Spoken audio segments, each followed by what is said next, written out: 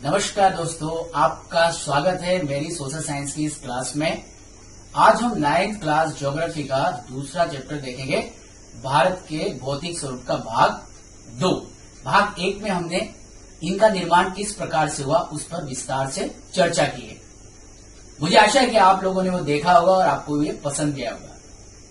प्रिय विद्यार्थी मित्रों, आज हम डिटेल में बात करेंगे भारत के 6 प्रमुख भौतिक विभागों के बारे में। ध्यान रखिए, यदि आपको कुछ भी डाउट है तो नीचे आप कमेंट सेक्शन में जरूर लिखिएगा। साथ ही साथ इस YouTube चैनल को सब्सक्राइब कीजिए, क्योंकि आगे आपके लिए और भी बहुत सारे इंटरेस्टिंग वीडियोस आने वाले हैं 9th क्लास के सोशल साइंस से रिलेटेड। इस चैनल को, जिसका नाम है लर्न सोशल साइंस बाय लेवे सर, को सब्सक्राइब करना ना भूलें और आपकी जो भी रिक्वायरमेंट है, जो भी क्वेरीज हैं, वो आप पूछ सकते हैं। तो चलिए दोस्तों, प्रारंभ करते हैं आज का ये चैप्टर। तो आइए बात करते हैं हम आज भारत के प्रमुख भौतिक विभागों के बारे में। पिछले भाग में हमने पढ़ा था कि इन भौतिक विभागों का निर्माण किस प्रकार से हुआ है। दोस्तों, भारत के प्रमुख भौतिक विभागों को मुख्य रूप से 6 भागों में बांटा गया है, जो है हिमालय पर्वत, उत्तर के मैदान, प्रायद्वीपीय पठार, भारतीय मरुस्थल, तटीय मैदान तथा द्वीप समूह। ये 6 के 6 भारत के प्रमुख भौतिक उप विभाग हैं।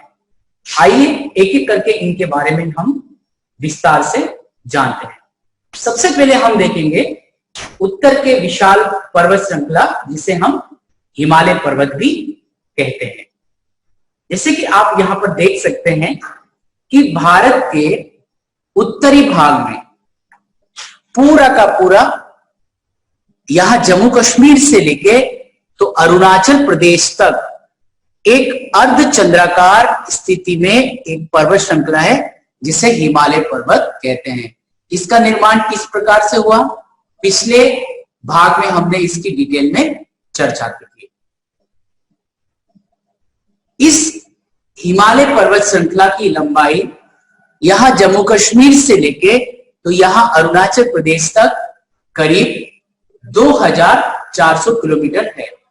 इसकी चौड़ाई यहां पर आप देख सकते हैं, जम्मू कश्मीर में ज्यादा है, करीब 400 किलोमीटर। वहीं पर जब हम अरुणाचल की बात करते हैं तो यहां पर इसकी चौड़ाई करीब करीब 150 किलोमीटर है। उत्तर से दक्षिण तक इसको प्रायः 3 भागों में बांटा गया है। देखते हैं कौन कौन से। सबसे उत्तरी भाग, मतलब ये वाला जो भाग है, ये वाला भाग, इसको कहा जाता है आंतरिक हिमालय, ग्रेट हिमालय या हिमाद्री। ये वाला भाग है। इस वाले भाग की विशेषता ये है कि यहां की औसत ऊंचाई 6000 मीटर से अधिक है। विश्व की सर्वाधिक ऊंची चोटियां करीब करीब इसी भाग में पाई जाती है। ये साल भर बर्फ से ढका रहता है तथा इसमें कई सारी हिमानियां प्रवाहित होती है।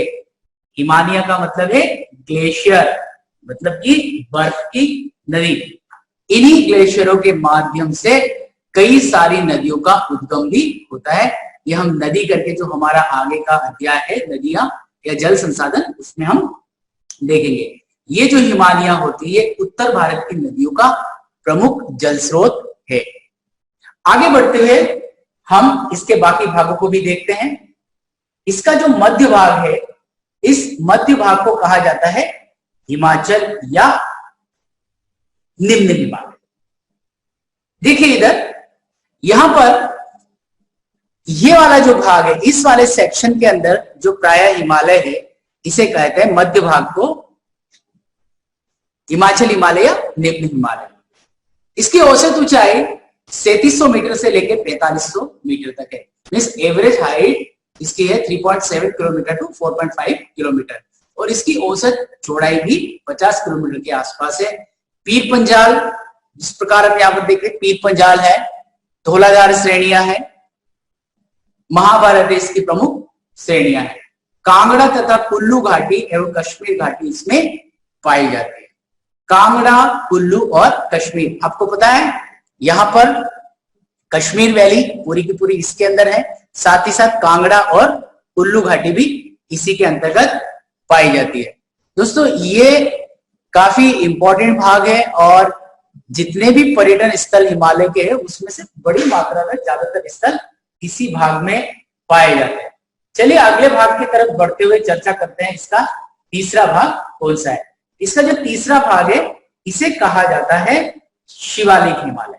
देखिए शिवालिक हिमालय जो है ये इसका दक्षिणतम भाग है, ये दिख रहा है यहाँ पर दक्षिणतम। हम कह सकते हैं कि एक प्रकार का ये गिरिपाद है।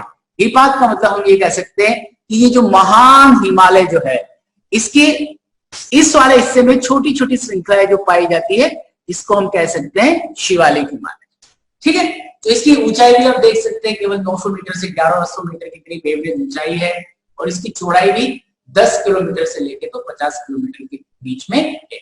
इसका निर्माण संपीड़ित अवसादों से हुआ है। संपीड़ित अवसादों को मतलब ये है कि इस हिमालय पर्वत से नीचे उतरते हुए जो अवसाद इकट्ठे हुए हैं उस अवसादों के कारण इसका निर्माण हुआ है। शिवालिक और मध्य हिमालय के बीच में बहुत सारी घाटियां पाई जाती है। इन घाटियों को कहा जाता है दून।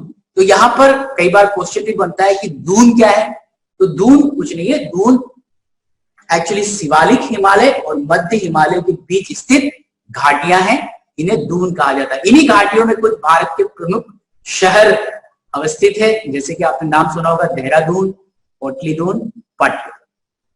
चलिए दोस्तों आगे बढ़ते हैं और देखते हैं इसके और अन्य विभाजन। यहां पर हम एक नए प्रकार का विभाजन देखेंगे, यह है नदियों के आधार पर। देखिए नदियों के आधार पर इसे पश्चिम से पूर्व की तरफ बांटा।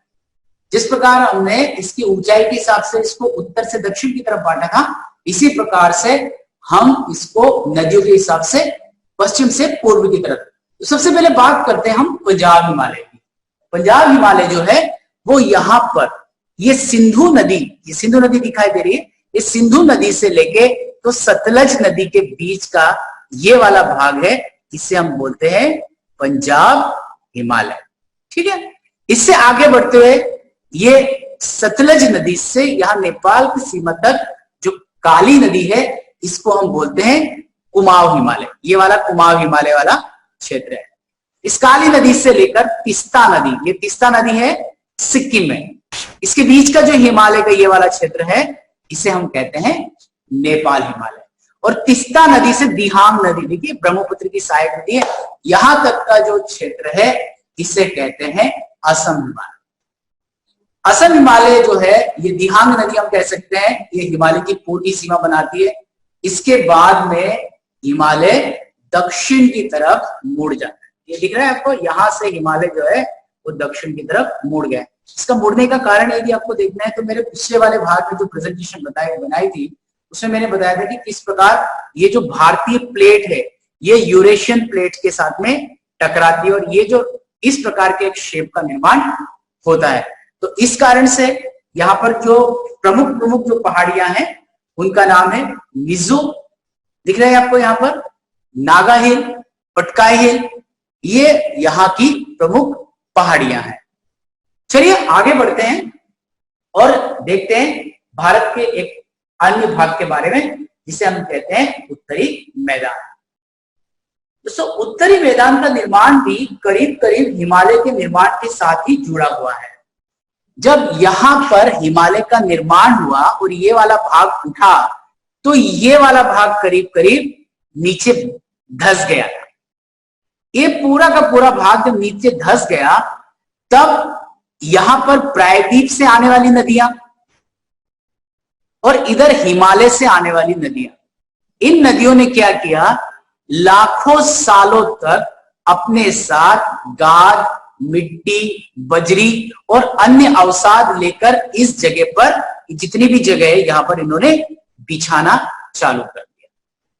जब यहां पर ये बिछाया तो धीरे धीरे ये जो एरिया है वो ऊपर उठता चला गया और इस प्रकार से उत्तर भारत का निर्माण हुआ।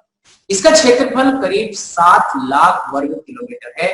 इसकी लंबाई हिमालय के समान ही 2400 किलोमीटर से लेके 2400 किलोमीटर के आसपास है और इसकी चौड़ाई 240 किलोमीटर से 320 किलोमीटर है। यह भारत का सबसे उपजाऊ क्षेत्र है। चलिए और आगे देखते हैं इस मैदान के प्रमुख भागों के बारे में। जनरली इसको 3 भागों में बांटा गया है। देखिए कौन कौन से 3 भाग हैं। तो यहां पर हम देखेंगे सबसे पहले पंजाब का मैदान।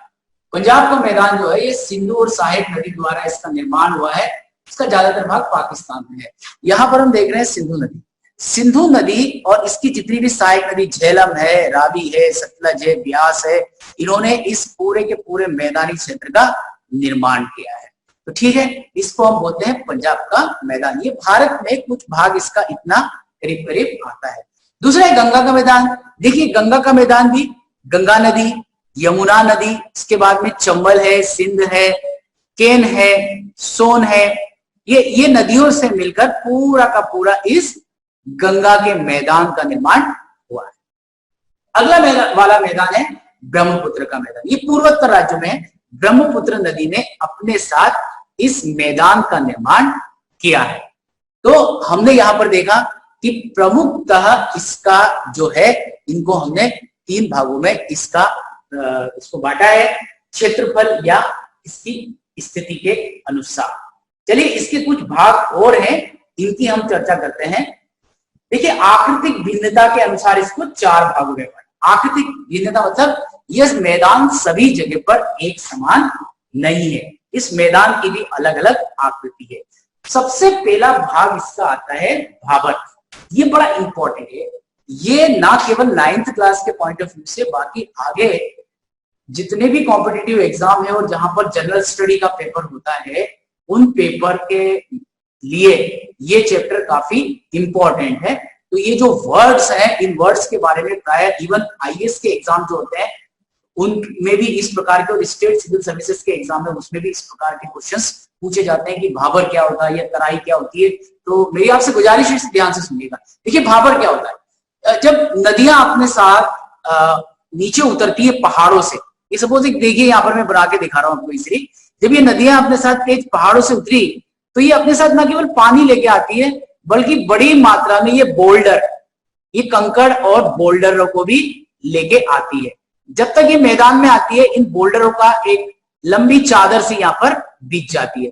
तो ये वाला जो भाग होता है पर्टिकुलरली, इसमें जनरली हम देखते हैं कि बड़े कंकड़ बोल्डर पत्थर होते हैं। इस वाले भाग को कहा जाता है भाबर। याद करने का सिंपल तरीका, आंख बंद करो, भाबर बोलो। भाबर बोलोगे बड़ा बड़ा पत्थर कंकड़ की फीलिंग से आती है, ठीक है। तो उससे आप कर सकते हो, कम से कम अंतर स्पष्ट कर सकते हो, थोड़ा सा हिंट मिल सकती है। ये एक मैं आपको एक माइंड ट्रिक बता रहा हूँ याद करने का, ठीक है। तो जनरली क्या होता है कि जब ये नदियां जब वर्षा होती है तो इस पूरे ऊपर से निकलती है, लेकिन जब वर्षा नहीं होती है और थोड़ा पानी बर्फ पिघल के आता है तो ये नदियां इसके ऊपर से ना बहकर इन पत्थरों और कंकड़ों के बीच में से बहकर आगे की तरफ निकलती है, ठीक है। अब आगे का भाग हम देखते हैं, इससे हम बोलते हैं तराई। ये जो तराई है, ये हमने यहां पर देखा था, भाबर वाला क्षेत्र बन गया और नदियां जो है वो इसके नीचे कहीं पर अदृश्य हो गई है। अब जब ये वाला सेक्शन खत्म हो जाता है तो ये नदी जो है ये वापस से सरफेस के ऊपर आती है, दिख रहा है यहां पर। तो ये वाला जो भाग होता है इसे कहा जाता है तराई, ठीक है। तराई कैसे याद रखना है, जब हम सब्जी बनाते हैं तो उसके ऊपर एक पतली सी लेयर आ जाती है, उसको कहा जाता है कई सारे क्षेत्रों में तरी। तो यहाँ पर भी नदी जो है वो धरती से ऊपर उठकर आ गई है, इन कंकड़ पत्थरों से ऊपर निकल के तरी बन गई है। इस प्रकार से याद रखना है। एक्चुअली ये दलदली एरिया होता है, यहाँ पर ये वन्य प्राणियों और जंगलों से भरा हुआ। दुधवा नेशनल पार्क है, कार्बेट नेशनल पार्क है, ये सभी के सभी इसी क्षेत्र से निकले हैं। चलिए आगे बढ़ते हैं और हम बात करते हैं बाकी के अन्य 2 भागों की। एक है खादर और दूसरा है भांगर। देखिए जब ये वाला क्षेत्र में सपोज हम इस नदी को लेते हैं, ये गंगा नदी है, ये वाली जो नदी है ये हर साल अपने साथ इन बाढ़ के मैदानों में नवीन मृदा को यहाँ पर निक्षेपित कर देती है। निक्षेपित का मतलब जमाव कर देती है, ठीक है। तो ये जो नदी के आसपास का जो मैदान होता है ये करीब करीब हर साल बाढ़ से नई मिट्टी जमती है, इस मैदान को कहा जाता है खादर। ठीक है, इसको हम कह सकते हैं नवीन जलोल या खादर वैसा मैदान है नदियों के नजदीक का जहां हर साल नदियां अपने बाढ़ के पानी के साथ उपजाऊ मिट्टी जमा कर देती है और ये एक प्रकार से बड़ा ही उपजाऊ मैदान होता है। तो खादर कौन से वर्ड से याद करना है? खाद। खाद यहां पर एक वर्ड है, खाद से इसको याद रखो, खाद मतलब उपजाऊ, तो आपको ये याद रह जाएगा। अगला वाला हमारा जो मैदान है इसको हम बोलते हैं भांगर। भांगर देखिए, ये एक प्रकार का पुराना जलोल होता है, खादर के मुकाबले कम उपजाऊ और यहाँ चूनेदार निक्षेप पाए जाते हैं जिन्हें कंकड़ कहा जाता है। अब देखिए भांगर, ये वाला पार्ट भी मैदान का ही हिस्सा है। चलिए हम दूसरे कलर के पेन से इसको देखने का प्रयास करते हैं। ये वाला भाग भी इसी का हिस्सा है, इसी मैदान का। ये भी मैदानी भाग है, लेकिन हर साल यहाँ बाढ़ नहीं आती, हर साल नदियां यहाँ पर उपजाऊ मिट्टी लेके नहीं आती है, फलस्वरूप यहाँ पर पुराना जलोल रहता है। इसके जो पार्टिकल्स होते हैं वो बड़े होते हैं, ठीक है, और यहाँ चूनेदार निक्षेप भी पाया जाता है, इन्हें कंकड़ कहा जाता है। सो ये वाला जो पार्ट है वो हो गया भांगर। अब भांगर कैसे याद रखना है? सीधी बात है, पुरानी वस्तुओं को हम भंगार कहते हैं, है ना, भंगार से भांगर, ठीक है, याद रहेगा अभी। तो भाबर, तराई, खादर और भांगर, एक बार इन वर्ड्स को आप एक बार वो देख लीजिएगा और अच्छी तरीके से याद कर लीजिएगा कि ये चीज काफी इंपॉर्टेंट है और आगे जाके आपको काफी काम आने वाली है। चलिए आगे बढ़ते हैं और देखते हैं भारत के एक अन्य भौतिक विभाग को जिसका नाम है प्रायद्वीपीय पठार। ये एक मेंज की आकृति वाला पुराना क्रिस्टलीय आग्नेय रूपांतरित शहरों से बना है। इसका निर्माण गोंडवाना भूमि के टूटने एवं अपवाह के कारण हुआ है। इसके दो मुख्य भाग है, मध्य उच्च भूमि तथा दक्कन का पठार। नर्मदा नदी या विंध्याचल पर्वत श्रृंखला इसे दो भागों में विभाजित करती। चलिए देखिए डिटेल में समझते हैं इसको। तो यहाँ पर ये जो पूरा का पूरा ये जो भाग दिख रहा है आपको, ये वाला जो भाग है इसे हम कहते हैं जनरली प्रायद्वीपीय पठार। याद रखिए दोस्तों, ये यहाँ पर मैदान है, ये वाला भाग भी जो है प्रायद्वीपीय पठार का ही विस्तारित हिस्सा है, वो मैं आपको बाद में समझाऊंगा। तो हमने देखा पिछले वाले प्रेजेंटेशन में कि जब गोंडवाना लैंड से टूटकर भारतीय प्लेट टकराई थी यूरेशियन प्लेट से, तो ये वाला जो पूरा एरिया था, ये एरिया हमारा पुराना ही एरिया था। ये भारत का सबसे प्राचीनतम एरिया है, ये गोंडवाना युग का क्षेत्र है, ठीक है। इस क्षेत्र को दो भागों में हम स्पष्ट रूप से विभाजित कर सकते हैं। ये देखिए, ये जो ऊपर वाला भाग है इसे हम कहते हैं मध्य उच्च भूमि और ये जो नीचे वाला पार्ट है इसको हम कहते हैं दक्कन का पठार। अब देखिए यहां पर मध्य उच्च भूमि जो है, ये कई सारे इसके भी भाग है, इनकी चर्चा हम अगले वाले इसमें करते हैं। देखिए मध्य उच्च जो भूमि है उसमें भी कई सारे अलग अलग पठार पाए जाते हैं। ये यहां से यदि हम देखते हैं, ये मध्य उच्च भूमि वाला पूरा का पूरा क्षेत्र है इस प्रकार से, तो यहां पर ये है मालवा का पठार।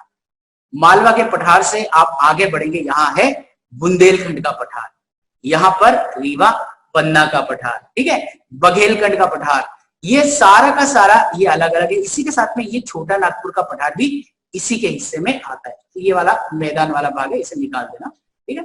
सो ये वाला इसी का भाग है, इसी का विस्तारित भाग है यहां पर मेघालय में, ठीक है। तो इसे जो है कार्बी आंगलम पठार या उत्तरी कचार पहाड़ी के नाम से भी जाना जाता है, ठीक है। अब हम बात करते हैं दक्कन के पठार का। इसका स्वरूप त्रिभुजाकार है, आपको दिख ही रहा है, ये एक ट्रायंगल के शेप में है, ठीक है। तो इसके आधार पर सतपुड़ा, मोकाल, मेकाल और कैमूर श्रेणियां है। यहाँ पर एक भ्रंश घाटी के द्वारा छोटे नागपुर पठार से अलग हो गया है ये वाला। भ्रंश घाटी आप समझते हैं ना, मैंने आपको बताया था पृथ्वी की गति क्या, उसमें थी अपसारी परिसीमा, दो प्लेटें अलग हुई, इसके कारण एक भ्रंश का निर्माण हुआ। बिल्कुल सेम चीज यहाँ पर भी इसी प्रकार का कार्य हुआ है, ठीक है। इसी के साथ में ये जो प्रायद्वीपीय पठार है उसमें पूर्वोत्तर के राज्यों में 3 प्रमुख पहाड़ी श्रृंखलाएं पाई जाती है, जिनका नाम है खासी, गारो और जयंतिया। ये यहाँ पर है मेघालय के आसपास में। तो चलिए हम आगे बढ़ते हैं और देखते हैं प्रायद्वीपीय पठार के अन्य भागों का। प्रायद्वीपीय पठार के अन्य भागों का ये वाला जो प्रेजेंटेशन, इसको ध्यान से देखिएगा, 1 मार्क्स वाले सेक्शन में इससे काफी प्रश्न पूछे जाते हैं। प्रायद्वीपीय पठार का जो दक्षिणी भाग है, दक्षिण के पश्चिमी भाग, मतलब ये वाला क्षेत्र है जैसलमेर,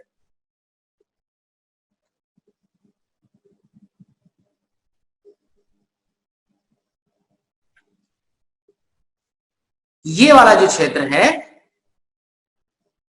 इसका पश्चिम भाग में ये जो दिख रहा है, ये पूरी की पूरी एक पर्वत श्रृंखला है। इस पर्वत श्रृंखला को कहा जाता है पश्चिमी घाट। क्या कहा जाता है इसको? पश्चिमी घाट। ठीक है। इसी प्रकार कुछ और पर्वत श्रृंखला भी हैं, ये पूर्वी भाग में बंगाल की खाड़ी तक है, इन्हें कहा जाता है पूर्वी घाट। देखिए, पश्चिमी घाट और पूर्वी घाट में अंतर स्पष्ट करो। ये क्वेश्चन पेपर सेटर्स का फेवरेट क्वेश्चन होता है। आप यदि पेपर उठा के देखेंगे पुराने सालों का, तो ये जरूर पूछते हैं। तो ये अंतर आप देख लीजिएगा। ठीक है। तो पहला अंतर तो देख लेंगे, पश्चिमी घाट अरब सागर के साथ साथ पश्चिमी घाट पश्चिमी तट पर स्थित है, और पूर्वी घाट बंगाल खाड़ी के साथ साथ पूर्वी दिशा की ओर या पूर्वी भाग की ओर स्थित है। ठीक है। यह सतत है। सतत का मतलब कंटिन्यूस। ठीक है। और इन्हें पार करने के लिए दर्रों की जरूरत पड़ती है। दर्रे क्या होते हैं, एक बात ध्यान रखिए, ये ऊंची पहाड़ है, ऊंचे पहाड़ के बीच की जो जगह होती है, ठीक है, इन्हें कहा जाता है दर्रा। जो सकरा होता है, एक साथ में कुछ ही लोग यहां से निकल सकते हैं। ठीक है।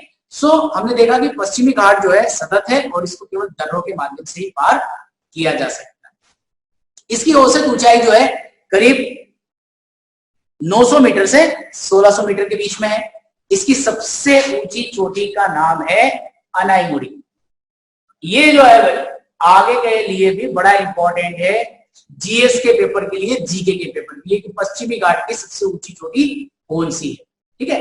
तो इस प्रकार के कई सारे प्रश्न आ जाते हैं। चलिए पूर्वी घाट की तरफ पढ़ते हैं। तो पूर्वी घाट की जो श्रृंखला है, ये सतत नहीं है। दिख रहा है यहाँ पर बीच में गैप है, ये कंटिन्यूस नहीं है। गैप किसके कारण है? सदियों से या लाखों वर्षों से नदियां इसको काटती आई है। हम देखते हैं ना, यहाँ से महानदी अलग अलग, यहाँ से देखिए महानदी है, गोदावरी है, कृष्णा है, कावेरी है, इन नदियों ने इसको अलग अलग बार से काटा है। इस कारण से ये सतत नहीं है। इसकी ऊंचाई भी कम है। देख, पूर्वी पश्चिमी घाट के मुकाबले इसकी ऊंचाई कम है, करीब 600 मीटर है। इसकी जो सबसे ऊंची चोटी है उसका नाम है महेंद्रगिरी, जिसकी ऊंचाई है 1500 मीटर। प्रायद्वीपीय पठार के उत्तरी भाग में काली मृदा पाई जाती है, जिसे दक्कन ट्रेप कहा जाता है। डेक्कन ट्रेप के बारे में भी प्रश्न पूछा जाता है, 3 मार्क्स 1 मार्क्स। ठीक है। आपको याद रखना है, ये वाला जो भाग है, ये वाला पर्टिकुलर जो सेक्शन है, ये काली मिट्टी वाला सेक्शन है, इसे डेक्कन ट्रेप भी कहा जाता है। डेक्कन ट्रेप का मतलब है काली मृदा। ट्रेप क्योंकि ये सीढ़ीदार रूप से, जैसे जैसे ज्वालामुखी के द्वारा लावा आया, बह के एक परत के बाद दूसरी परत के रूप में सेट होता गया, तो इस कारण से इसे ट्रेप कहा जाता है। ठीक है। इसका रंग ब्लैक होता है जनरली, और ये काली मिट्टी के निर्माण में सहायक होता है, इसलिए इसे कहा जाता है डेक्कन ट्रेप। अब हम बात करते हैं भारतीय मरुस्थल की। देखते हैं भारतीय मरुस्थल जो है, यह राजस्थान में अरावली के पश्चिम में स्थित है। ये अरावली श्रेणी है यहाँ पर। ठीक है। इसके पश्चिम में जो मरुस्थल है, इसे हम कहते हैं थार का मरुस्थल। ठीक है। ये जो मरुस्थल है, ये बालू के टिब्बों वाला तरंगित मैदान है। बालू के टिब्बों का मतलब क्या हुआ? ये जो बालू के, ये दिख रहा है ना आपको, ये इनको बोलते हैं बालू का टिब्बा। ठीक है। तरंगित का मतलब एक प्रकार से ऐसा ऊंचा नीचा, इस प्रकार का मैदान है, इसलिए तरंगित मैदान कहते हैं। वार्षिक वर्षा यहाँ पर बहुत कम होती है, तो डेफिनेटली यहाँ की जलवायु भी शुष्क होगी और कम वनस्पति यहाँ पाई जाती है। यहाँ की नदियों में पर्याप्त तो पानी भी नहीं मिल पाता।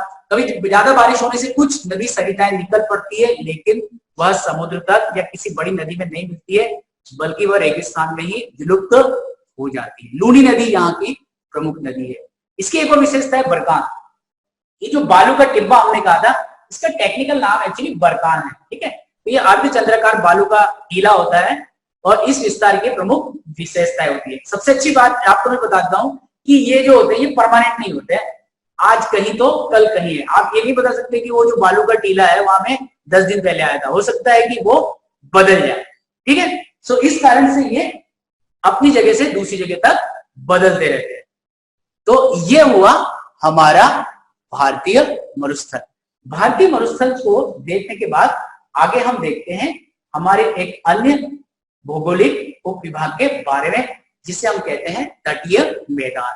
ये तटीय मैदान कहाँ स्थित है, एक बार ध्यान से देखिएगा, इसके बारे में काफी कंफ्यूजन होता है। यहां देखिए, ये है पश्चिमी घाट। ये पश्चिमी घाट जो अरब सागर के साथ में, इस पश्चिमी घाट और इस सागर के बीच की ये जो पतली सी पट्टी दिखाई दे रही है, ये जो पतली सी पट्टी है, ये है एक्चुअली तटीय मैदान। कौन सा वाला? पश्चिम तटीय मैदान। और इसी प्रकार से यहां पर यदि आप देखेंगे तो ये है पूर्वी तटीय मैदान। ये दो प्रकार के मैदान है, पश्चिमी तटीय और पूर्व तटीय।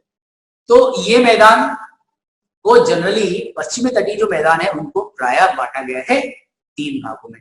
ये 3 भाग कौन कौन से हैं, एक बार जरा ध्यान से देखिएगा। सबसे पहले हम बात करते थे, ये मुंबई से लेके तो गोवा के बीच का जो मैदान है उसे कहा जाता है कोंकण। याद रखिए, ये कई बार एग्जाम में पूछा जाता है। दूसरा है कर्नाटक के समानांतर भाग, जिसे कहा जाता है कन्नड़। ठीक है, ये कर्नाटक के तट के साथ साथ है। और तीसरा है मालाबार। तीसरा वाला है मालाबार। मालाबार जो है वो केरल तट के साथ साथ है। इसके साथ साथ ही जो पूर्वी मैदान है, वो पूर्वी मैदान को भी 2 भागों में बंटा है। तमिलनाडु के साथ का जो भाग है इसे कहा जाता है कोरोमंडल। कोरोमंडल अपने उपजाऊ खेतों के लिए या धान के खेतों के लिए बहुत ज्यादा फेमस है। कब से? चोल काल से, मतलब प्राचीन काल से। कहा जाता है कि एक हाथी जितनी जगह में बैठता है उतनी जगह में एक आदमी साल भर खा सके इतना धान पैदा हो सकता है इस मैदान में। तो काफी उपजाऊ है। और अगला वाला है वो है उत्तरी सरकार। ये आंध्र प्रदेश और उड़ीसा के तट के साथ साथ उत्तरी सरकार का मैदान है, इसे उत्तरी सरकार कहा जाता है। ठीक है, सो ये तटीय मैदानों के भाग है, इनको ध्यानपूर्वक देख लीजिएगा। आगे बढ़ते हुए हम देखेंगे हमारे एक अन्य भौतिक उपविभाग के बारे में, जिसे कहा जाता है द्वीप समूह। द्वीप समूह जो है वह भारत के पूर्वी और पश्चिमी दोनों भागों में स्थित है। यहां पर हम देख रहे हैं बंगाल की खाड़ी में जो द्वीप समूह है इन्हें हम कहते हैं अंडमान निकोबार द्वीप समूह। चलिए इनके बारे में बात करते हैं। तो बंगाल की खाड़ी में जो द्वीप समूह है ये कई सारे छोटे छोटे द्वीपों की श्रृंखला है। ये द्वीप एक्चुअली डूबे हुए पहाड़ों के ऊपरी शिखर या ऊपरी भाग है। ठीक है, ये जो है ये अपनी जैव विविधता के लिए प्रसिद्ध है। खास कर ये भारत की सुरक्षा के लिए भी बहुत महत्वपूर्ण है। दूसरा वाला जो भाग है वो यहां देखिए अरब सागर में है। ये जो अरब सागर में द्वीप समूह है इन्हें कहा जाता है लक्षद्वीप। लक्षद्वीप का निर्माण हुआ है प्रवाल भित्तियों से, जिसे कहा जाता है कोरल। प्रवाल भित्ति जो होती है वह छोटे छोटे सूक्ष्म जीव होते हैं जो मरने के साथ एक दूसरे से जुड़ते जाते हैं। वो एक चट्टान का निर्माण करते हैं और फिर एक टापू का निर्माण करते हैं। ठीक है, इसकी जो राजधानी है वो है कवरत्ती। अंडमान निकोबार की राजधानी क्या है? Yes, Port Blair. Very good. So इसी प्रकार ये लक्षद्वीप है, ये भी काफी महत्वपूर्ण है। यहाँ पर विषुवतीय प्रकार की जलवायु पाई जाती है। दोनों के दोनों महाद्वीपों पर, दोनों के दोनों द्वीप समूह पर विषुवतीय जलवायु पाई जाती है। तो आगे अब हम देखेंगे इन देश की विभिन्न आकृतियों का क्या महत्व है या इन भौतिक विभागों का क्या महत्व है। एक एक करके हम इसके बारे में देखते हैं। सबसे पहले हम बात करते हैं हिमालय की। देखिए, हिमालय पर्वत जो है ना केवल हमारा रक्षक है बल्कि यह हमारी नदियों का जल का प्रमुख स्रोत भी है, जिसके कारण उत्तर भारत की नदियां वर्ष भर जल से परिपूर्ण रहती है। साथ ही साथ यह वनों से भी आच्छादित है, खासकर उत्तर पूर्व के राज्य। उत्तर का मैदान हमारे देश का अन्न भंडार है, जहां से देश की 135 करोड़ से अधिक आबादी के लिए अन्न का उत्पादन होता है। प्रायद्वीपीय पठार खनिजों का भंडार है, जिससे देश के औद्योगिकरण में विशेष भूमिका निभाई है। खनिजों के साथ साथ यहाँ विशेष प्रकार के वन भी पाए जाते हैं और ये क्षेत्र वन्य प्राणियों से भी समृद्ध क्षेत्र है। तटीय क्षेत्र जो है वो मत्स्य एवं पोत संबंधी क्रियाकलापों के लिए उपयुक्त है। देखिए हमारे देश का करीब करीब 95% वैदेशिक व्यापार जल मार्गों से होता है और ये जितने भी बंदरगाह हैं सभी के सभी बंदरगाह इन तटीय मैदानों में भी अवस्थित है, इसलिए इनका काफी ज्यादा इंपॉर्टेंट है। दूसरी बात अभी हमने बात की थी कोरोमंडल की, काफी ज्यादा उपजाऊ है। इसी प्रकार मालाबार जो है वहां मसालों की भूमि है, वहां पर भी बड़े पैमाने पर मसालों का उत्पादन होता है। इसके बाद हमने बात की द्वीप समूह की, जो जैव विविधता से तो परिपूर्ण है ही है, साथ ही साथ हमारे देश की सुरक्षा के लिए भी इनका बहुत महत्वपूर्ण स्थान है। आगे जाके देखिए मरुस्थल, भारतीय मरुस्थलों में या थार के मरुस्थल में बाड़मेर जैसलमेर के आसपास पिछले 8-10 सालों में काफी खुदाई का काम और यहाँ बड़ी मात्रा में प्राकृतिक गैस के भंडार मिले हैं। तो ये 6 के 6 उप विभाग हैं, ये हमारे देश की समृद्धि, हमारे देश की विकास में महत्वपूर्ण भूमिका निभाते हैं। तो दोस्तों आज के लिए इतना ही। तो नन्हे दोस्तों कैसा लगा आपको ये प्रेजेंटेशन? मुझे जरूर यकीन है कि भारत का भौतिक विभागों को अब आप कभी भी नहीं भूलेंगे। मुझे यकीन है कि आप लोगों ने इसको डेफिनेटली समझा होगा और अब सीबीएसई के सिलेबस के अकॉर्डिंग आप इससे संबंधित सभी प्रश्नों के जवाब देने में सक्षम भी होंगे। दोस्तों मैं इसी प्रकार आपके लिए सोशल साइंस से संबंधित वीडियोस लाता रहूंगा। यदि आपको ये वीडियो पसंद आया हो तो प्लीज इसको लाइक कीजिए और ज्यादा से ज्यादा शेयर कीजिए, क्योंकि मैं चाहता हूं कि अपने ज्यादा से ज्यादा स्टूडेंट इसको देखें। इस चैनल को जरूर सब्सक्राइब कीजिएगा। तब तक के लिए धन्यवाद। जय हिंद, जय भारत।